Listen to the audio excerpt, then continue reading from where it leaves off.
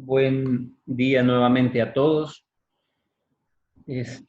Continuamos con nuestro módulo de nulidades. He estado escuchando un poco los videos anteriores ya en perspectiva y debo reconocer que son un tanto tediosos por rato, ¿verdad? Hay que estar como concentrado, descansado. Es un material un poco denso, a veces no se entiende, pero ya vamos a ver cómo podemos arreglar eso para ir también respondiendo algunas dudas de ustedes. Decíamos en el video anterior, en la última jornada, con manera de conclusión, que es la diapositiva que tenemos ahorita en la pantalla compartida, que a manera de conclusión sentábamos una primera premisa. Habían requisitos de existencia por un lado y requisitos de validez por otro lado.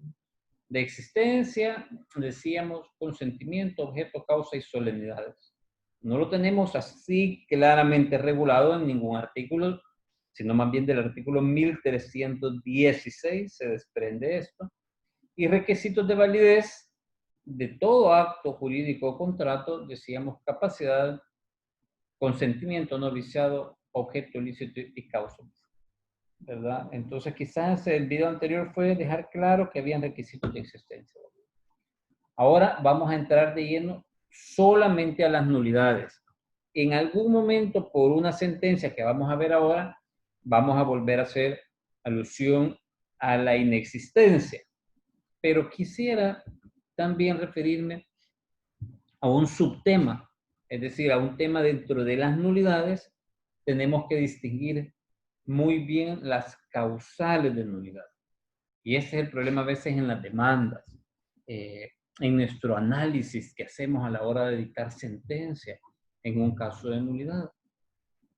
Yo soy de los que piensa, y soy un férreo defensor de esta idea, que cada demanda el abogado debe establecerme con total claridad cuál es su causal de nulidad y establecer o especificar si está solicitando una nulidad absoluta o si está solicitando una nulidad relativa.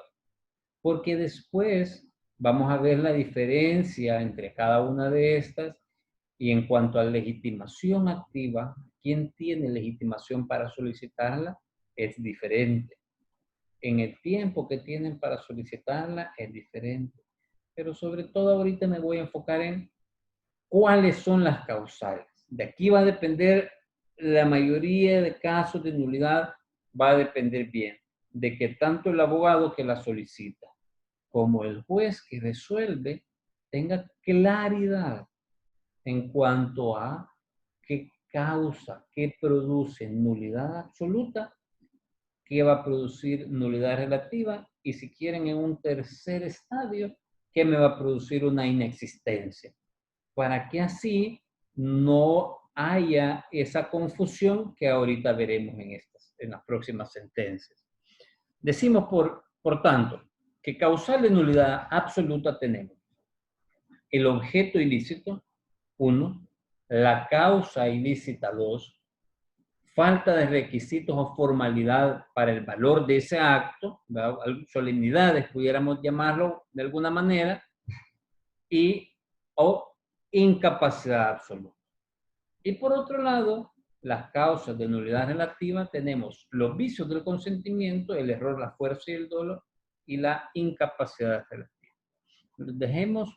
Veamos algún requisito. Veamos primero el consentimiento. Luego vamos a ver la capacidad y si nos queda tiempo vamos a distinguir los vicios del consentimiento, el objeto ilícito, y hay una sentencia muy interesante de la Sala de lo Constitucional que se refirió a la causa ilícita, ¿verdad? En la inconstitucionalidad de la ley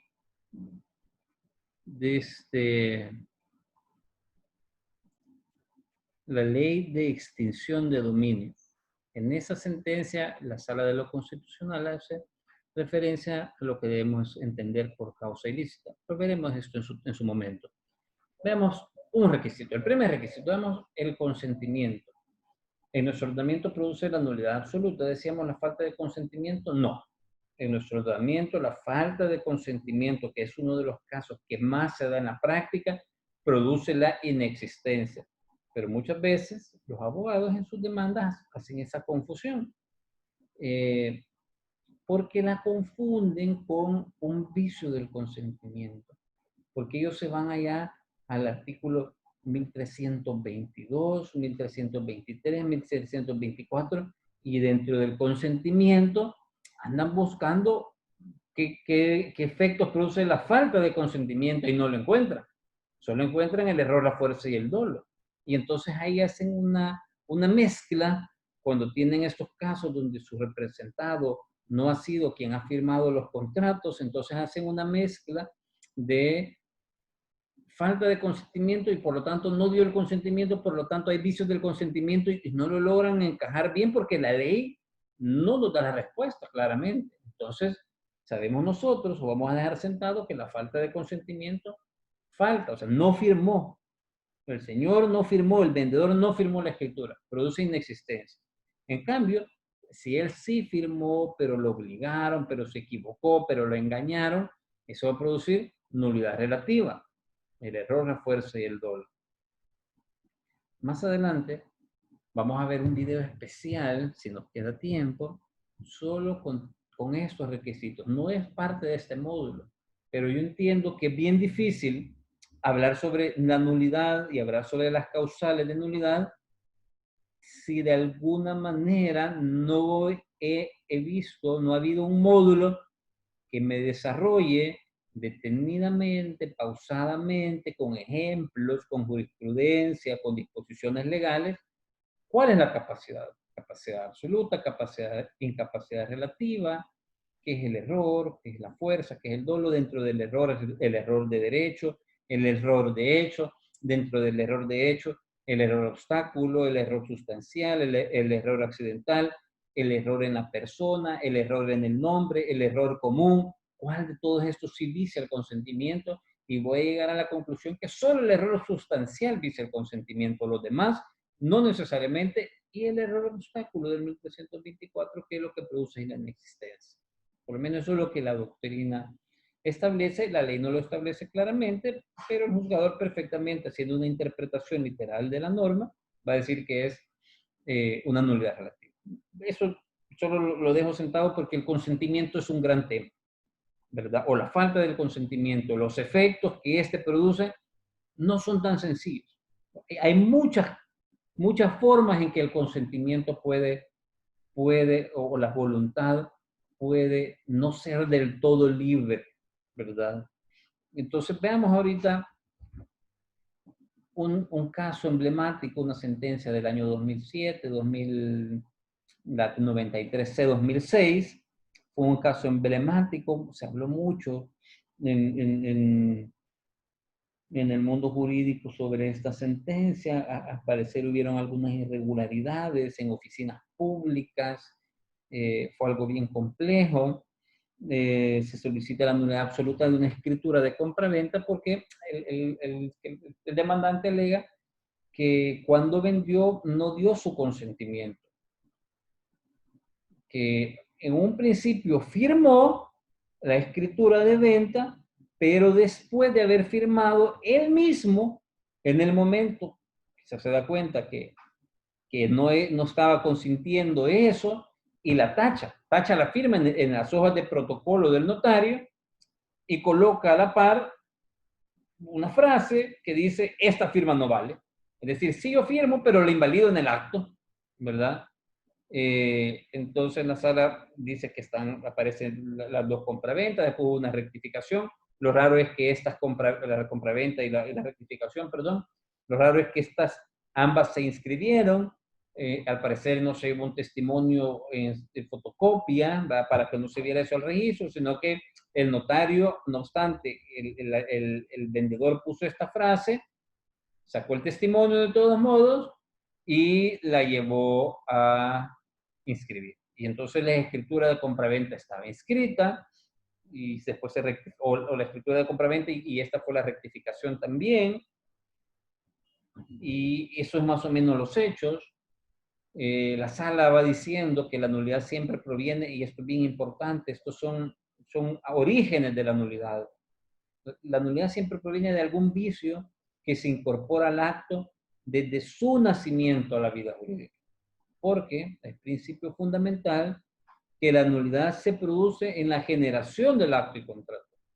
Y ello porque la nulidad es la sanción a la omisión de los requisitos de existencia y de validez de un acto. Requisitos que deben concurrir en la celebración del contrato y no con posterioridad a ella, porque o bien el acto nace perfecto con todos los requisitos que la ley exige, o bien nace imperfecto debido a la falta de uno o más de ellos. La celebración de un acto jurídico, continúa la sala, es algo unitario e indivisible, que no puede fraccionarse. Por eso, en dicha celebración deben concurrir a un tiempo las diversas condiciones que la ley exige para que dicho acto o contrato tenga plena eficacia jurídica. En consecuencia, es imposible imaginar un acto o contrato que en un principio fue válido debido a la concurrencia de todos los requisitos que la ley prescribe que la ley prescribe, perdón, que luego sea nulo por causas posteriores a la celebración, porque tal acto mantiene su validez indefinidamente. Es difícil, y difícil es concebir que uno de los requisitos legales que no faltó en el momento de la generación, como era el consentimiento, falte después por cualquier causa y produzca la nulidad superviviente de él. De lo dicho resulta que en materia de nulidades es principio fundamental que el vicio que acarrea la nulidad de un acto o contrato debe producirse en su ejecución o celebración y no con posterioridad, porque un acto que nació válido no deja de serlo por causas posteriores. La sala va sentando las bases. Antes de llegar a sus conclusiones finales, la sala sienta las bases y dice, no, momento, vamos a decir que para pedir la nulidad de un acto o contrato, estos causales que estamos viendo, la falta de consentimiento, el objeto ilícito, un vicio del consentimiento, debe haber sido al momento de la celebración del acto, no después. Es decir, no lo voy a hacer perfecto en un principio y después lo voy a invalidar. Ahí van a haber otras circunstancias de ineficacia posiblemente o de incumplimiento de obligaciones del contrato, pero el contrato ya nació a la vida jurídica. Por eso era importante en la prueba diagnóstica ver en qué momento se perfeccionaba cada uno de los contratos, porque según la naturaleza de un contrato, se perfeccionan según si son consensuales reales o no. Y continúa la sala. Ya después vamos a hacer un resumen, porque entiendo que es un poco complejo llevar la lectura cuando alguien va hablando y entonces sin ir explicando, pero lo vamos a hacer. Al analizar el caso de autos, resulta que la escritura pública de compra-venta cuya nulidad se ha solicitado en la demanda se otorgó con todos los requisitos y la sala mantiene su doctrina de que son requisitos de existencia y validez que son necesarios. Es decir, que el acto jurídico de compraventa existió. Importantísimo. Nació a la vida jurídica cuando fue firmado. El vendedor expresó, al contestar el pliego de posiciones en aquella época normativa antigua, que le fue presentado por la parte demandada, que ciertamente firmó la escritura de compraventa a favor del señor X. Pero en el mismo acto de la escritura, la anuló. Él la anuló después. Esa no es causal de nulidad. Yo no puedo perfeccionar, decir que algo sí di mi consentimiento, yo mismo lo voy a anular después. Ese es arrepentimiento. Pero el consentimiento sí se brindó. Pero en el mismo acto de la escritura la anuló porque no estaba dentro del convenio la venta de dicha propiedad. Y puso esta firma no vale, lo puso claramente. Por medio de peritos se confirmó que fue el vendedor el que escribió la referida frase, esta firma no vale. pero bien importante, ellos no pudieron determinar si dicha frase fue escrita en el mismo momento en que se firmó, unos días u horas después, ni existe prueba de ello en el proceso. Lo que realmente perjudicó el vendedor o actor no es la validez ni la existencia del acto jurídico de compraventa. Lo que hizo fue perjudicar materialmente un instrumento público, hecho que da lugar a otra clase de acciones en contra de esa persona que firma las hojas de protocolo y después le pone una frase ahí a la par de la firma, lo cual no es permitido. La compraventa, en este caso, queda incólume, perfectamente válida. Por consiguiente, al declarar la nulidad de la escritura de compraventa y de las demás que se citan en el fallo, el tribunal acuo interpretó mal los artículos 1551 y 1552, dándoles un sentido que no tienen, y es procedente casar la sentencia por este submotivo. Es decir, vean aquí los problemas que dan las nulidades. Yo respeto mucho a todos los compañeros. Sin embargo, entre más uno estudia sentencias de la sala, uno se va dando cuenta que el tema es bien complejo. No es un tema sencillo y que voy a encontrar una solución rápida. Porque en la mayoría de casos que se ven en la jurisprudencia o que yo voy a establecer en este módulo, la sala termina casando la sentencia de Cámara. Es decir, que en este caso concreto la Cámara consideró que sí había nulidad. ¿Por qué haber dicho? Porque dice la Cámara, porque si bien es cierto, firmó, en el mismo momento él anula su firma y por lo tanto ahí ya no hay consentimiento. No. Por eso en la diapositiva anterior la sala va haciendo con la doctrina que establece aquí de Alessandri Besa, la nulidad y la recesión en el derecho civil chileno. La sala va estableciendo cuáles son los parámetros, desde qué momento tiene que el juez fijarse si los requisitos de existencia y validez concurrieron al momento de la celebración del acto. Y además, es bien importante, dice, el perito sí es verdad que el perito dijo esta firma no vale, que fue la parte importante de donde la Cámara tomó para decir él invalidó su consentimiento. Pero la sala dice, ¿y cómo sabe usted que esa tachadura de la firma y esta firma no vale la puso en el mismo segundo que firmó? Y si llegó después a la oficina del notario, y si fue semanas, meses, y si fue como se decía, ¿verdad? Que fue incluso estando ya ese protocolo no en poder del notario. ¿Me explico? No podemos, pero no importa, porque aunque haya sido un segundo después o 10 segundos después, el arrepentimiento no es causal de nulidad. Lo que la ley me exige es que yo dé mi voluntad, mi consentimiento. Y una vez la doy, ¡pum! Nació la vida jurídica, el contrato. Si yo me arrepiento después, va a dar otra acción legal. Pero mi arrepentimiento no va a ser una causal para anular el contrato, ni mucho menos para declararlo inexistente. Espero que esto quede claro y quede entendido. Comparto, debo decir, 100% la sentencia esta de la Cámara. Caso 2, falta de consentimiento, 48C/2006. Y es bien parecido al caso práctico que ustedes tienen en el caso del foro que van a tener que discutir, o que ya lo hicieron. El doctor A. Lozano afirma que la Cámara Tal de lo Civil de la primera sección del centro ha cometido violación de ley en aplicar en su fallo las siguientes disposiciones. 1316, ordinario segundo, para que una persona se obligue a otra declaración de voluntad es necesario, segundo, que consienta en dicho acto y declaración y con su consentimiento no del Estado de vicio.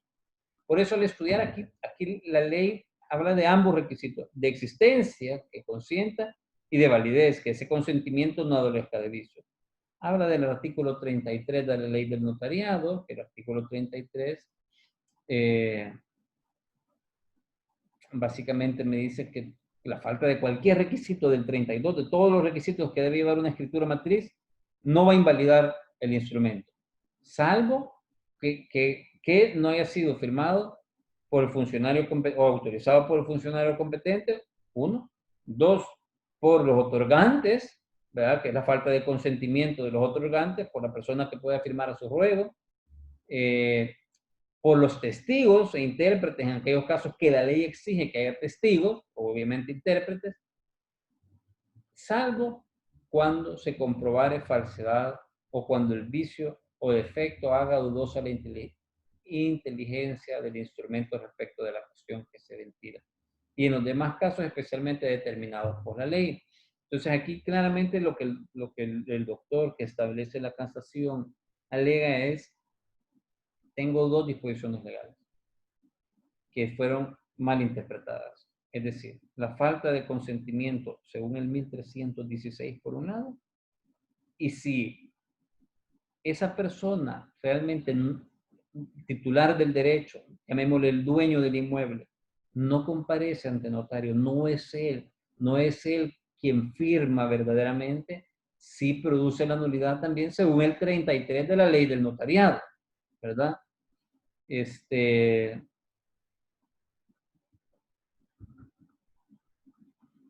La Cámara consideró que el impetrador debió haber alegado la declaratoria de nulidad relativa y no la nulidad absoluta como lo hizo al plantear su pretensión, ya que a su parecer el artículo 1552 no contempla dentro de las causales de nulidad absoluta la falta de consentimiento.